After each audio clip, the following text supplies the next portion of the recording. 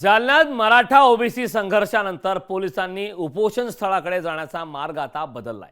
मनोज जरांगेंचे समर्थक आणि लक्ष्मण हाकेंचे समर्थक आमने सामने आल्याने वारंवार वाद निर्माण झाल्याने पोलिसांनी आता मनोज जरांगे यांच्या उपोषणाकडे जाणाऱ्या समर्थकांच्या रस्त्यात तात्पुरता बदल केलाय।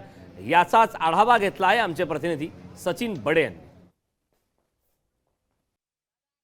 अंतरवली सराटी असो किंवा वडीगोद्री असो, या ठिकाणी प्रमुख दोन उपोषण सुरू आहेत। एकीकडे मराठा आरक्षणासाठी तर दुसरीकडे मराठा समाजाला ओबीसीतून आरक्षण देऊ नये यासाठी। मात्र या दोनही गावांचं अंतर जर पाहिलं तर बोटावर मोजणे एवढं आहे आणि या मार्गावर वाहनं जात आहेत। हा मार्ग आहे, या मार्गापासूनच इतर ठिकाणी म्हणजे अंतरवली सराटीकडे वाहनं जातात। मी आता वडीगोद्रीमध्ये आहे आणि आपण जर डाव्या बाजूला पाहिलं तर या ठिकाणी लक्ष्मण हाके यांचं उपोषण सुरू आहे।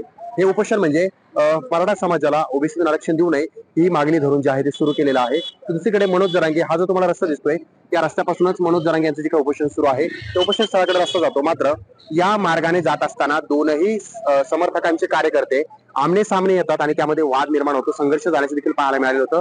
कालपासून संघर्षाची भूमिका होती आणि त्यानंतर मार्गामध्ये बदल करण्यात आलाय। या ठिकाणी म्हणजे काय जरांगे यांचे समर्थक या रस्त्याने जात असतात तर ते या रस्त्याने जाणार नाहीयेत, कारण पोलिसांनी जो आहे तो या ठिकाणी काही वेळेसाठी का होईना, काही काळासाठी का होईना रस्ता जो आहे तो वळवलेला आहे। म्हणजे मराठा आंदोलक जे असतील तर त्याचे समर्थक असतील तर त्यांनी दुसऱ्या रस्त्यानं जावं, पर्यायी रस्ता जो आहे तो त्यांना देण्यात आलेला आहे।